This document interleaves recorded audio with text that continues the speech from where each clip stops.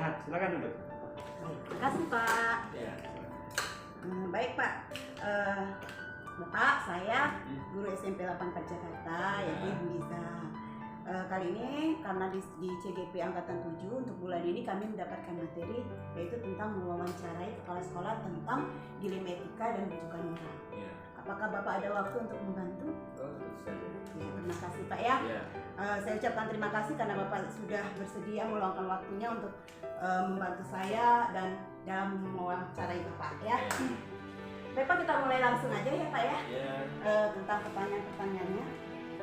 Pertama, apakah selama ini atau bagaimanakah Bapak dapat mengidentifikasi kasus-kasus yang merupakan dilema etika atau rujukan moral? Kan kasus ini ada dua ya Pak. Ada kasus yang biasanya sama pemimpin itu tentang dilema etika dan rujukan moral. Pernahkah dua-dua Bapak mengalaminya? Tentu saja bahwa setiap instansi tidak lepas dari polemik atau persoalan. Iya. Jadi selama instansi itu memang proses itu ada polemik ya. Nah, dan sekian polemik itu tentu saja ada hal yang disampaikan itu tadi. Ya, ataupun bagaimana rujukan. Langkah-langkah saya selama ini untuk mengidentifikasi permasalahan tersebut ya, adalah yang pertama itu adalah mencari informasi ya kan tentang permasalahan tersebut, berkoordinasi dengan sumber informasi dan dokumen untuk mengidentifikasi ya kan, mengidentifikasi persoalan tersebut atau masalah tersebut dan berbagai sumber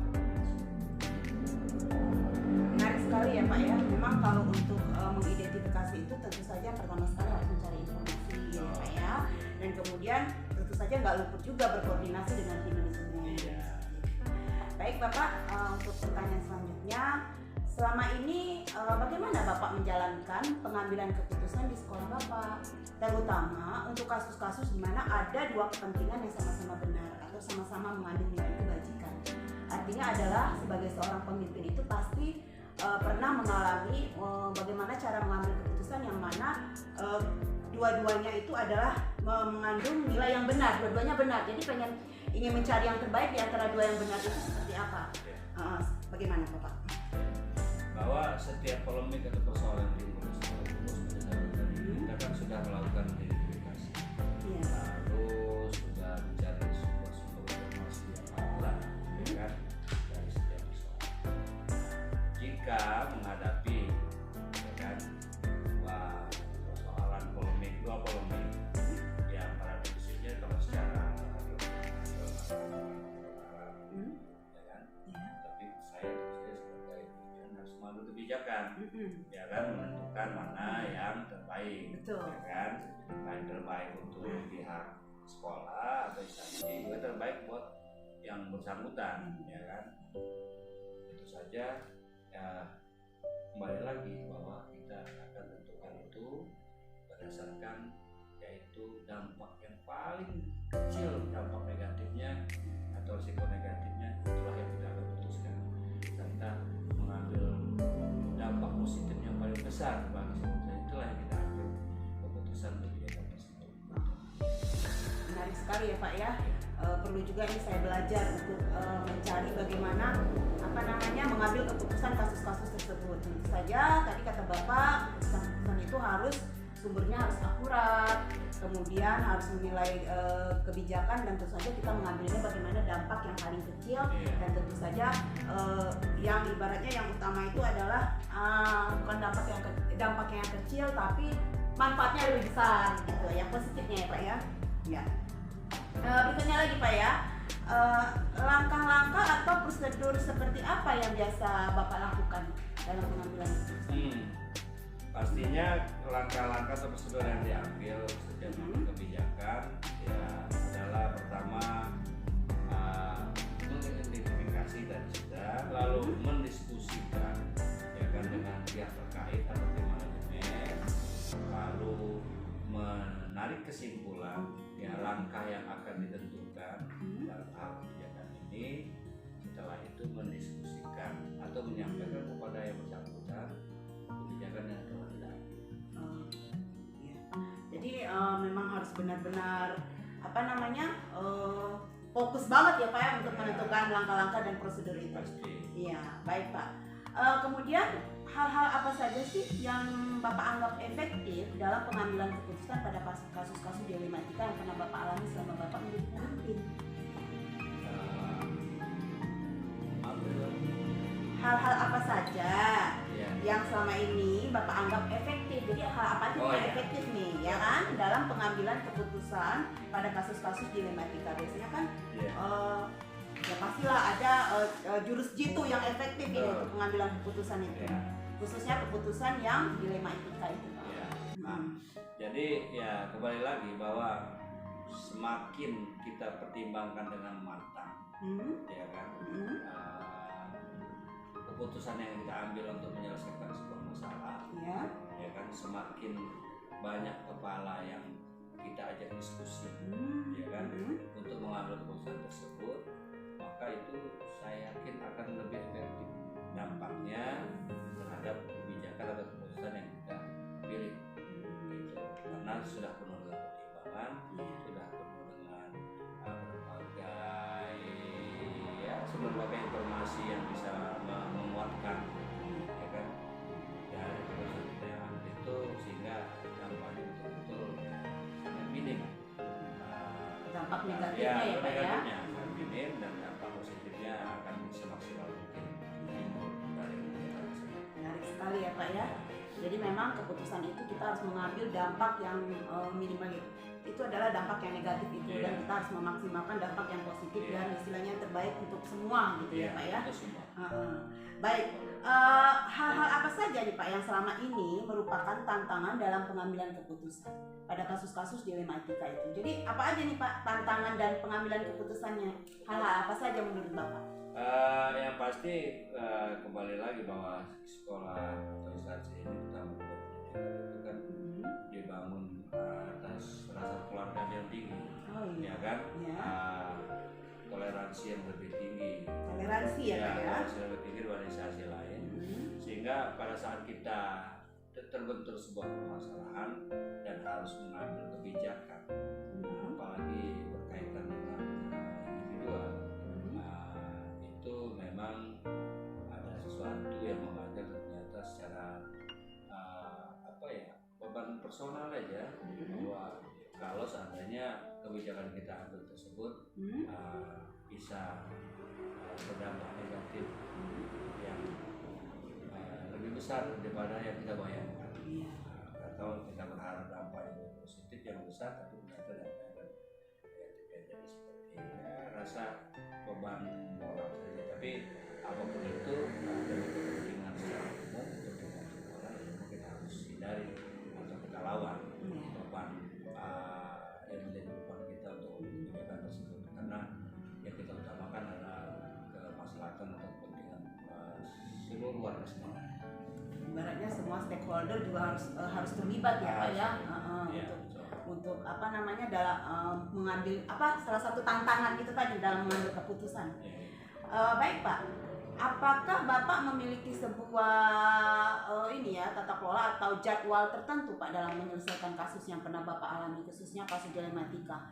Kemudian apakah Bapak langsung menyelesaikannya di tempat atau memiliki sebuah jadwal untuk menyelesaikannya dalam bentuk atau prosedur? Seperti apa yang Bapak jalankan? Ya pasti pertanyaan pertama ya, kalau untuk menyelesaikan sebuah permasalahan saya tidak terjadwal, karena tidak ada sebuah permasalahan itu yang direncanakan. Dan jadi persoalan atau permasalahan itu pasti timbul dengan tanpa kita inginkan, ya kan? Istilahnya, jadi tentu saja tidak ada jadwal untuk menyelesaikan itu. Tidak ada jadwal khusus ya tidak Pak ada ya. jadwal khusus, ya kan? Justru lebih cepat lebih baik ya Pak ya menyelesaikan jadi masalahnya. yang lebih utama itu karena setiap persoalan itu kita akan selesaikan segera mungkin, walaupun tentu saja tidak seperti yang Ibu sampaikan tadi diselesaikan langsung di tempat gitu. Tapi akan secepat mungkin kita akan selesaikan, ya kan? Akan langsung kita cari runut persoalannya, sumber masalahnya apa, lalu identifikasi seperti langkah-langkah tadi prosedur, lalu kita diskusikan, lalu kita ambil kebijakan. Jadi setelah itu selesai, ya kan, maka kita akan selesaikan masalah tersebut langsung kepada yang bersangkutan kalau bersifat personal. Ya, berarti ya kalau misalnya sifatnya memang personal berarti kita langsung dengan orangnya gitu kan. Tapi kalau misalnya untuk memang untuk kemaslahatan misalnya warga sekolah atau langsung masyarakat, disampaikan di publik, ya diinformasikan ke seluruh warga sekolah bahwa begini, jadi sehingga banyak saringan masukan ya Pak ya dari situ ya, informasi-informasi gitu kan. Berarti perlu juga teori-teori gitu ya Pak ya. Ya oke. Berikutnya lagi ya Pak. Apakah seseorang atau adakah seseorang atau faktor-faktor apa saja yang selama ini mempermudah atau membantu Bapak dalam pengambilan keputusan dalam kasus-kasus dilema itu? Ada nggak Pak seseorang yang lebih khusus untuk membantu Bapak menangani kasus atau istilahnya mengambil sebuah keputusan itu? Kalau bicara seseorang saya tidak ada, karena semua yang ada di stakeholder lingkungan sekolah itu ya semua mempunyai peranan masing-masing. Dan tentu saja menjadi sumber buat saya untuk sebuah kebijakan keputusan, ya kan, sebagai pengambil kebijakan. Jadi tentu saja yang utama itu adalah berupa tim, yaitu ada tim manajemen, lalu istilahnya ya selaku senior, dan ya tergantung kasus yang kita hadapi. Bisa saja setiap warga sekolah itu secara personal nanti kalau kira-kira memang dia piawai atau ahli di bidang hal persoalan yang muncul, maka itu akan saya jadikan sumber atau spirit untuk menyelesaikan masalah tersebut lalu mengambil kebijakannya. Berarti intinya adalah semuanya terlibat ya Pak, yang mulai dari tim manajemen, stakeholder, warga sekolah, guru senior, ya kan, bila perlu guru-guru yang lain juga dilibatkan gitu ya. Jadi memang semuanya sampai guru sampai warga sekolah. Berarti memang modelnya terbuka ya Pak ya. Ya Pak, bagus sekali ya Pak penanganannya. Semoga saya nanti juga belajar seperti Bapak nih. Amin. Ya, dalam mengambil keputusan. Sukses selalu. Iya. Nah berikutnya lagi terakhir nih ya Pak. Dari semua hal yang sudah Bapak sampaikan tadi, tentu saja ada dong pembelajaran kita sebagai seorang pemimpin dari pengalaman tersebut, yaitu pengalaman dalam pengambilan keputusan. Kira-kira pembelajaran apa sih Pak yang Bapak rasakan dalam menangani atau mengambil keputusan selama Bapak menjadi seorang pemimpin? Iya. Banyak pengalaman yang bisa saya peroleh pada menyelesaikan permasalahan. Yang pertama bahwa kebijakan atau keputusan yang kita ambil berdasarkan hasil identifikasi, hasil diskusi, lalu hasil pembicaraan dalam sebuah tim itu akan semakin besar dampak positifnya dan akan semakin kecil dampak negatifnya bagi si yang akan dibikin kebijakan, baik personal ataupun secara instansi, secara umum. Itu yang pertama. Yang kedua, menjadi pelajaran berharga juga bahwa belum tentu setiap kebijakan itu akan disupport 100% dari seluruh warga sekolah, tapi itu justru menjadi motivasi dan tantangan bahwa si yang tidak itu bukan karena dia kontra, bisa jadi justru akan menambah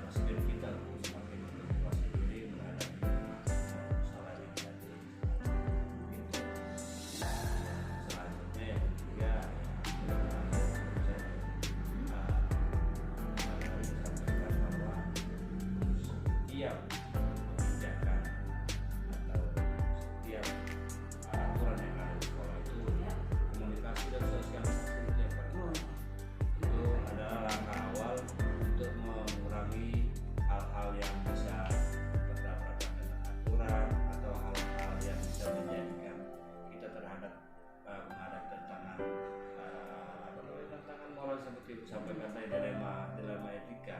Ya kan, kalau teman makin menyadari bahwa semua ada aturannya dan alurnya dan memahami, ya walaupun mereka tahu itu misalnya punya hak, tapi mereka akan menyadari bahwa mana yang harus diutamakan dibanding hal lain. Jadi dengan sendiri tidak akan timbul persoalan. Oh iya. Jadi memang banyak sekali ya dalam pengambilan keputusan selama kita menjadi seorang pemimpin itu pelajaran-pelajaran yang dapat kita ambil ya Pak ya dari pengalaman itu. Ya salah satunya tentu saja dalam pengambilan keputusan itu kita harus sadar bahwa pasti ada yang pro dan kontra terhadap kebijakan atau keputusan yang kita ambil. Tapi meskipun ada yang kontra atau mungkin yang kurang setuju, bukan berarti juga bahwa dia itu tidak setuju atau tidak mendukung, ya kan? Tetapi kita jadikan sebagai motivasi dan introspeksi diri juga ya Pak ya. Sebagai motivasi dan introspeksi diri juga. Dan juga itu tentu saja pelajaran yang sangat berharga ya Pak ya dalam pengambilan keputusan itu.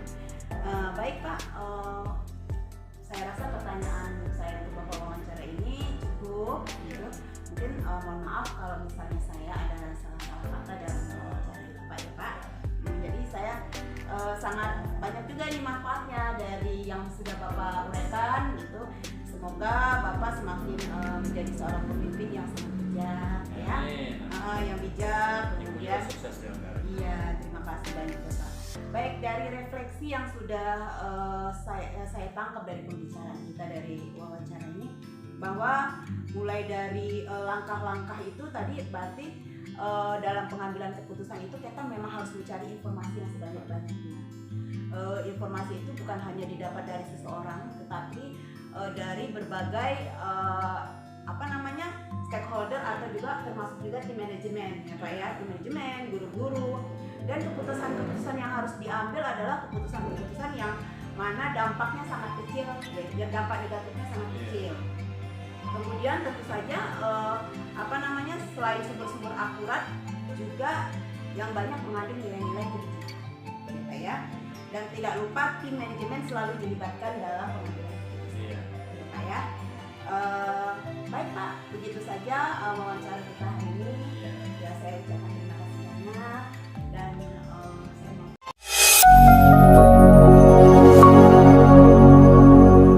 alhamdulillah Bu ya, kita ini udah CGP, guru CGP angkatan 7. Nah kami di bulan ini kami dapat materi mewawancarai kepala sekolah ya, mewawancarai kepala sekolah tentang keputusan kepemimpinan selama dia menjadi kepala sekolah Ibu. Jadi kami ingin mewawancarai apakah Ibu pernah memutuskan suatu keputusan di mana keputusan itu dua-duanya benar gitu Bu, gitu kan. Jadi kami ingin berbicara sedikit. Jadi ada beberapa pertanyaan nanti yang kami ajukan ke Ibu. Apakah Ibu bersedia Bu Yuli? Siap. Terima kasih Ibu atas waktu dan waktunya yang diberikan. Sedikit kita mulai ya Bu ya. Silakan. Baik Ibu, Asli dulu terima deh. kasih sebelumnya kayak kami ucapkan. Selama ini nih Bu, selama Ibu menjadi kepala sekolah, kira-kira bagaimana sih Ibu dalam mengidentifikasi kasus-kasus yang terjadi di sekolah itu? Jadi apakah itu suatu merupakan dilema etika atau merupakan suatu bujukan moral? Jadi ada nggak? Baik, cara saya mengidentifikasi kasus baik itu yang dilema etika maupun bujukan moral, pasti ya di dalam sebuah instansi, terutama apalagi di sekolah itu pasti banyak sekali permasalahan atau kasus-kasus. Nah, cara saya mengidentifikasi adalah saya harus memahami dulu terhadap permasalahan itu. Setelah saya paham permasalahan itu, barulah saya identifikasi ini masuk permasalahan mana, apakah masuk dilema etika ataukah bujukan moral. Nah, setelah ketemu masuk yang mana, barulah saya mengadakan koordinasi dengan staf-staf atau dengan yang terkait terhadap permasalahan tersebut. Seperti itu yang saya lakukan selama ini. Itu yang mengidentifikasi kasus-kasusnya. Memang kalau sebagai pemimpin pasti banyak ya Bu, pasti ada lah kasus-kasus. Iya. Berikutnya lagi nih Bu ya, terkait dengan keputusan Ibu terhadap kasus itu, apakah selama ini bagaimana Ibu menjalankan keputusan di sekolah Ibu, terutama untuk kasus-kasus di mana nih Bu, dua-duanya ini kepentingannya sama-sama benar Bu. Jadi kan gimana Ibu, oh ini sebenarnya mau memutuskan ini benar, ini memutuskan ini benar, dan dua-duanya sebenarnya bertujuan baik. Jadi bagaimana memutuskan di antara dua yang terbaik itu? Gitu. Baik, saya memutuskan dengan keputusan untuk kasus yang sama-sama benar atau sama-sama mengandung kebajikan lah di situ. Nah, yang saya lakukan adalah dengan cara pendekatan komunikasi terlebih dahulu. Siapa yang saya ajak komunikasi? Karena seorang pemimpin itu tidak hanya asal memutuskan, tapi harus bisa menentukan dan mengambil keputusan. Jangan sampai keputusan yang saya ambil itu nanti salah. Pasti kan akan merugikan yang kena permasalahan tersebut, seperti itu. Kemudian karena ini adalah sifatnya adalah organisasi, berarti saya harus tahu dulu ya bahwa sebuah keputusan diambil berdasarkan ide orang banyak, adanya referensi. Kemudian referensi dari siapa? Dari stakeholder saya. Dari situlah saya menjadi dasar pengambilan keputusan-keputusan agar yang diputuskan tidak salah. Baik, bijak banget ya Bu ya. Harus begitu seorang pemimpin ya Bu ya. Kayaknya perlu belajar kita nih Bu Asri. Baik Ibu, boleh tahu Ibu kira-kira langkah-langkah atau prosedur seperti apa nih Bu yang biasanya Ibu lakukan selama ini dalam penanganan kasus yang terjadi di sekolah ini? Baik, saya menentukan dulu ya Bu ya, Mas Ri. Prosedur yang saya lakukan, saya harus menentukan dulu. Saya harus tahu dulu jenis kasusnya kasus apa, seperti itu. Kalau jika sudah ketemu jenis kasusnya, barulah saya bicara dengan yang terkait. Terkait ini adalah yang punya masalah tersebut, seperti itu. Itu yang saya lakukan. Jadi mengenai keputusan kasus-kasus itu Bu, biasanya hal-hal apa aja sih Bu yang Ibu anggap efektif dalam pengambilan keputusan pada kasus-kasus dilema? Misalnya Ibu ini terhadap dilema kasus itu di antara benar dan benar itu, kira-kira yang dapat hal-hal yang dapat Ibu anggap efektif untuk pengambilan keputusan itu menurut Ibu seperti apa itu? Baik, terima kasih. Pengambilan keputusan yang efektif ini menurut saya dan sudah saya lakukan adalah dengan cara saya adalah menyederhanakan permasalahan itu. Kemudian dari pokok permasalahan itulah kita, dari kesederhanaan permasalahan itu barulah saya ambil kebijakan. Jadi kalau nanti permasalahannya moyo-woro kan atau dibesar-besarkan akan semakin sulit. Tetapi kalau menyederhanakan permasalahan, insya Allah kita bisa secepatnya mengambil keputusan. Jadi dirikas lagi gitu ya Bu ya. Jadi ketika dirikas kita tahu mana nih yang prioritas gitu ya Bu ya. Iya. Ibu luar biasa sekali nih. Kemudian menurut Ibu nih hal-hal apa aja nih ya Bu yang selama ini merupakan suatu tantangan? Nah, jadi kalau mengambil keputusan ada tantangannya nih Bu. Kira-kira apa nih Bu tantangannya dalam mengambil keputusan dari kasus-kasus dilema etika yang terjadi di sekolah ini? Setiap keputusan dijatuhkan itu pasti kan ada yang suka dan tidak suka. Tidak semua keputusan yang saya putuskan akan memuaskan semua yang mendapatkan keputusan. Iya, benar Bu, benar. Nah, disinilah bahwa saya harus menyadari dan saya juga harus istiqomah bahwa yang saya putuskan itu harus saya jalankan, harus ditaati, harus tanggung jawab juga ya Bu ya. Dan saya menyadari bahwa dan saya harus bisa membuat orang-orang itu memahami, ikhlas menerima keputusan itu. Tapi juga tidak harus segampang itu, tetapi dengan perluan. Memang benar sih Bu, setiap keputusan yang kita ambil pasti ada yang suka dan tidak suka, karena keputusan dua-duanya itu kan adalah baik sebenarnya Bu ya. Nah, tapi kalau namanya keputusan kepemimpinan itu tentu kan sudah dipertimbangkan, sudah banyak pertimbangan, sudah dikomunikasikan juga sama stakeholder Ibu. Betul. Gitu ya Bu, sehingga lahirlah keputusan yang ibaratnya benar-benar baiklah seperti itu ya Bu. Ya. Nah baik Bu, kemudian menurut Ibu nih, kalau untuk memiliki sebuah tata kelola atau jadwal tertentu dalam sebuah penyelesaian kasus, misalnya khususnya itu kasus dilema etika tadi, memilih benar dan yang benar gitu, apakah Ibu langsung menyelesaikannya di tempat sekolah Ibu, atau memiliki sebuah jadwal tersendiri untuk menyelesaikan masalah itu? Apakah bentuk ataupun prosedur seperti apa yang Ibu jalankan? Seperti itu Bu. Baik, terima kasih.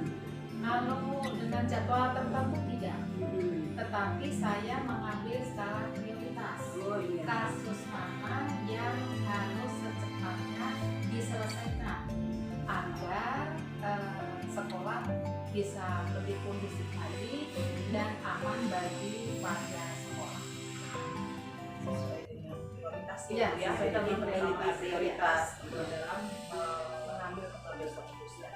Baik Bu, dari kasus-kasus seperti dari keputusan yang diambil nih, ada nggak sih Bu seseorang atau mungkin faktor-faktor apa yang selama ini itu menurut Ibu mempermudah dan membantu Ibu itu dalam mengambil keputusan dalam sebuah kasus? Ada kira-kira kalau untuk seseorang yang membantu seseorang berarti perorangan itu tidak ada. Tetapi yang saya jalankan adalah bahwa pertama saya harus memahami dulu cara mengambil keputusan itu seperti apa, gitu loh. Setelah paham, saya praktikkan atau diimplementasikan. Jadi hal inilah yang mempermudah saya mengambil keputusan. Kalau tidak paham teori ya tidak mungkin akan lambat, mesti tanya-tanya. Tapi kalau pemimpin harus memahami cara atau teori mengambil keputusan. Jadi kita sudah memiliki fondasi teori untuk keputusan itu, ibaratnya dengan ilmu pengetahuan juga ya Bu ya. Jadi tidak hanya berharap dengan seseorang begitu ya Bu ya. Baik Bu. Nah dari keputusan itu semua hal yang sudah kita sampaikan itu Bu, kira-kira pembelajaran apa sih yang dapat Ibu petik dari pengalaman Ibu ketika mengambil keputusan dilema etika selama Ibu menjadi seorang pemimpin? Iya. Banyak banget Bu, banyak banget yang bisa saya petik. Ternyata komunikasi, koordinasi, kolaborasi itu sangat penting bagi seorang pemimpin, yaitu untuk menjaga keharmonisan kerja tentunya ya. Jadi bisa memperbanyak referensi. Luar biasa ya Bu ya. Jadi banyak sekali pembelajaran yang didapat dari memutuskan kepemimpinan. Semoga kami nanti jadi calon pemimpin ini Bu, ya kan, bisa memutuskan seperti Ibu gitu kan. Terima kasih atas bincang-bincangnya Ibu, singkat padat, dan ini merupakan ilmu baru bagi kami sebagai pembelajaran juga dari pengalaman yang Ibu dapat dalam mengambil sebuah keputusan. Semoga kedepannya kita pun bisa menjadi lebih baik lagi ya Bu ya.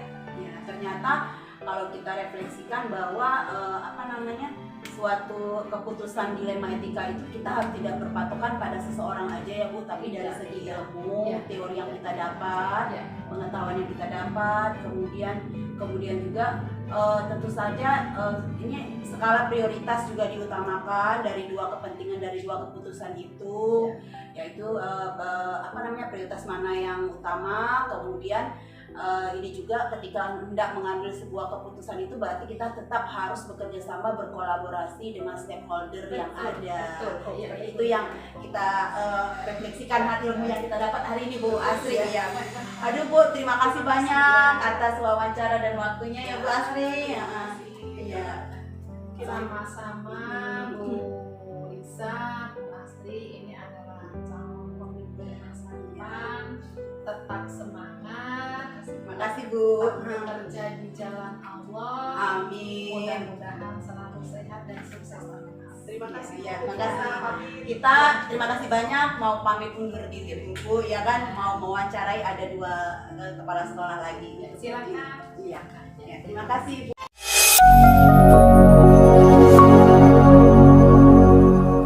Assalamualaikum Bapak. Ya, sehat Bapak. Maaf nih Pak, saya mau mengganggu waktunya karena ingin sedikit berbincang-bincang dengan Bapak. Apakah Bapak ada waktu Pak? Insya Allah. Terima kasih banyak Pak. Baik, kita langsung aja Pak ya. Saya Liza Febrianti, salah satu CGP Angkatan 7. Di mana kami itu ditugaskan untuk mewawancari kepala sekolah tentang dilema etika yang pernah dialami selama kepala sekolah itu memimpin. Jadi maksudnya dilema etika di sini adalah apakah Bapak pernah menemukan sebuah kasus selama Bapak menjadi pemimpin di mana kasus itu dua-duanya gitu kan menjadi dilema karena keputusan itu dua-duanya adalah benar. Bagaimana ini untuk mengambil keputusan di mana 2 pertimbangan ini adalah benar seperti itu Pak. Jadi saya minta ke Bapak untuk menjelaskan apakah pernah gitu. Terima kasih. Pernah terjadi di sekolah saya yang lama. Oh iya. Itu masalah dilema etika. Dua-duanya merasa benar. Iya. Kasus apa itu ya Pak? Perkawinan. Oh menarik sekali nih. Ya. Pasti guru ini Pak ya. Saya nggak nyebutin guru ya. Oh, iya. Ya, pokoknya dilema etika. Ya udah karena di sekolah ya pasti guru. Iya. Nah, itu yang satu istri pertama, yang kedua istri siri. Dua-duanya benar. Karena yang satu ikuti regulasi peraturan, ya kan, resmi, punya surat nikah. Sedangkan istri siri itu berdasarkan dari agama, jadi dari ustadz, ya kan, nah gitu. Makanya katanya dulu ada kawin kontrak. Kenapa benar? Karena dia ada, walaupun misalnya ada ijab kabul walaupun sebentar, begitu hitungannya, ya kan gitu. Itu yang makanya. Berarti secara Islam memang sah juga sah, ya, betul. Iya, ya, cuma yang satu secara Islam sah, yang satu secara pemerintahan ya, sah. Ya. Nah, istri yang pertama ini melaporkan ke saya. Awalnya itu dia ingin ketemu dengan saya, nah, kemudian melaporkan bahwa suaminya itu sudah nikah lagi secara siri. Jadi istri yang pertama yang pemerintah ini melaporkan. Melaporkan. Ya. Malah dia sempat ngancem-ngancem mau laporan ke dinas. Tapi saya bilang sebelum lapor ke dinas kita selesaikan dulu di sekolah. Betul. Ya. Akhirnya saya panggil ketiga-tiganya ini, suaminya, istri pertama dan istri siri. Kebetulan kita bikin daftar hadir dan kita memanggil pengawas. Saya mau pengawas karena saya tetap harus ada lapor dulu ke atasan, gitu ya. Karena biar sebelum masuk ke yang lebih tinggi, yang atasan kita itu kita harus tahu. Nah, akhirnya setelah kita berunding, kita memanggil ketiganya. Awalnya itu belum ketemu titik temu. Kenapa? Karena istri pertama ini nggak rela. Jadi madu itu. Iya. Istri mana sih Pak yang rela untuk di madu gitu? Tapi suami sih rela. Oh iya. Beda lagi ceritanya. Terus bagaimana itu Pak? Nah, terus akhirnya nggak taunya ini karena sudah berjalan selama hampir 4 bulan lebih dia nikahi istri sirinya tanpa tahu suami dia. Akhirnya istrinya ini saya bilang, terus bagaimana Bu? Keputusan saya akan melaporkan ke atas. Kita selesaikan dulu sebelum itu. Nah, syaratnya pertama, ini jangan sampai nanti suami ibu terlibat, dipanggil ke atas secara kedinasan, harus ibu terima dulu gitu. Tapi tetap dia nggak mau. Nah, sedangkan ini udah nikah Bu. Saya gitu. Dan istri siri itu dalam undang-undang perkawinan itu harus dilaporkan. Kalau punya istri siri harus dilaporkan. Bukan tidak secara pemerintah tapi tetap harus dilaporkan. Iya. Nah, terus akhirnya kita panggil bertiga, kita berunding. Ya udah. Akhirnya istri pertama ini ngalah. Dia minta cerai. Awalnya dia nggak mau karena dia merasa bahwa dia itu jadi istri pertama itu karena dulu dia tanda kutip itu nikah sama suaminya yang pertama dulu, nah itu mau dimadu. Gitu. Oh, jadi kasusnya peristiwa dia nikah istri pertama juga sama seperti Sama. itu juga. Jadi terulang lagi yang Terulang lagi. begitu. Akhirnya dicerai. Nah, pas dicerai, yang istri ini dijadikan. Jadilah istri resminya, istri jadi resmi. sahnya. Iya. Laporkanlah begitu ya Pak ya. Betul, dilaporkan. Ya, benar. Nah, terus cuma karena dia ini menjelang pensiun suaminya, sebelum pensiun dia meninggal. Nah, ini dia. Terus Nah. bagaimana dengan istri-istrinya nih Pak? Nah, itu. Jadi Akhirnya untuk dia kan istri pertama ini meninggalkan satu anak.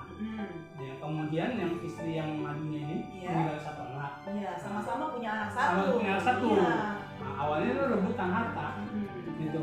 Maksudnya minimal pensiunnya, uang pensiun. Nah, cuma kan kalau menurut dia yang istri pertama itu hak dia. Kenapa? Karena terdatanya masih atas nama dia. Nah, menurut dia. Menurut dia.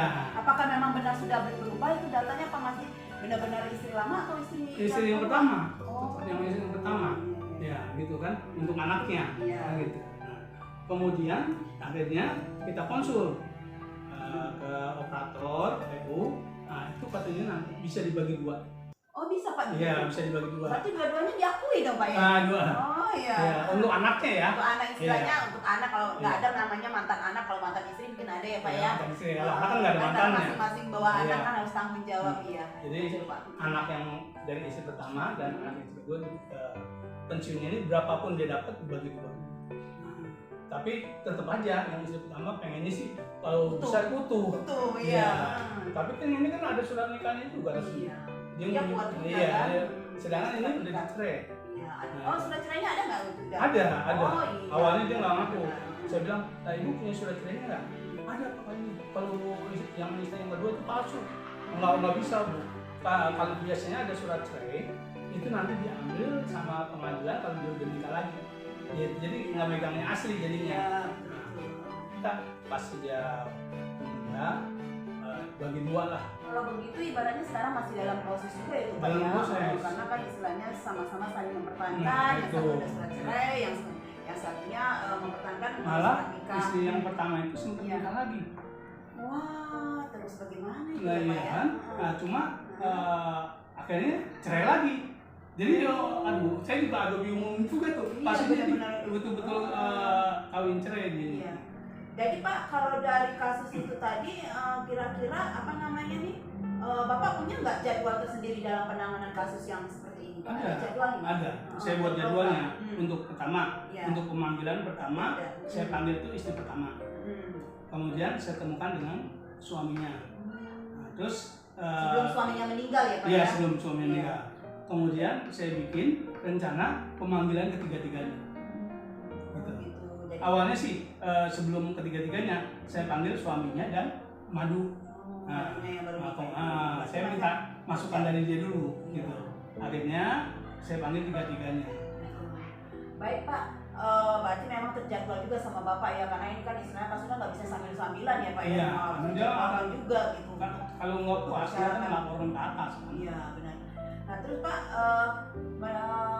berdasarkan kasus itu ada nggak Pak Bapak ini memiliki seseorang yang menjadi panutan yang untuk membantu Bapak dalam bagaimana memutuskan kasus ini?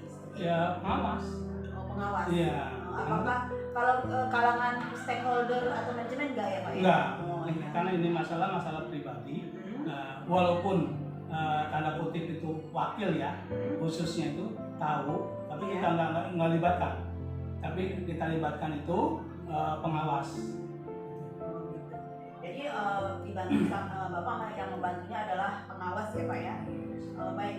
Jadi dari kasus tersebut terakhir ya Pak pertanyaannya Pak ya, memang sangat menarik sekali Pak, luar biasa Bapak, memang apa namanya pembelajar juga saya kayak Iya. Bapak nih gitu kan, bagaimana cara mengimbangi apalagi terjadwal gitu, dan satu lagi kayaknya kita harus sabar ya Pak ya. Nah itu. Harus sabar juga gitu Karena kan menangani. Walaupun dia udah pisah, yang istrinya ini masih sering telepon saya. Nah itu. Masih telepon, maksudnya itu bahwa dia tuh masih nggak rela melepas suaminya. Walaupun dia sudah punya suami, Iya. gitu kan. Dan luar biasa ya Bapak ya, berarti sangat berharap sekali dengan Bapak gitu sepertinya kan mereka yang masalah si istri-istrinya tadi. Baik Pak, dari kasus yang seperti itu, kira-kira kita sebagai seorang pemimpin tentu mendapatkan pembelajaran gitu ya Pak ya. Pembelajaran apa sih Pak yang kita ambil dari kasus seperti ini kalau Bapak sebagai pemimpin? Ya. Sebagai pemimpin, biasanya kan kita tetap ya, kita dapat binaan dari atasan. Iya. Contohnya kita kepala sekolah semuanya diundang untuk tentang regulasi undang-undang perkawinan, itu undang-undang korupsi, pungli. Nah, khusus untuk perkawinan dikasih tahu ya bahwa itu istilah sah itu PNS cuma satu. Jadi maksudnya saya kasih tahu ke teman-teman juga, jangan melanggar rambu-rambu lah. Iya, betul. Ya, jadi seharusnya Bapak ibaratnya tidak mendalami bagaimana undang-undang perkawinan atau PNS, jadi jadinya ikut mendalami juga gitu ya Pak ya, mau tidak mau karena kita menangani kasus itu, kita ngasih tahu juga. Ya benar Pak ya, luar biasa sekali Pak. Baik Pak, dari wawancara ini saya sangat senang dan berterima kasih sekali karena saya sudah mendapatkan satu kasus yang luar biasa yang sudah ditangani oleh Bapak, kemudian dengan penyelesaiannya juga yang luar biasa. Ya mudah-mudahan nanti Bapak menjadi pemimpin yang sukses, pemimpin yang hebat, dan saya juga dapat mencontohnya Pak. Baik, cukup pengalaman kita bersama. Iya, pengalaman kita bersama. Baik Pak, sekian saja dulu wawancara saya sama Bapak. Saya ucapkan terima kasih. Mohon maaf kalau ada nih kata-kata saya mungkin yang sedikit menyinggung atau apa ya Bapak ya. Baik Bapak, saya sudahi dulu. Assalamualaikum.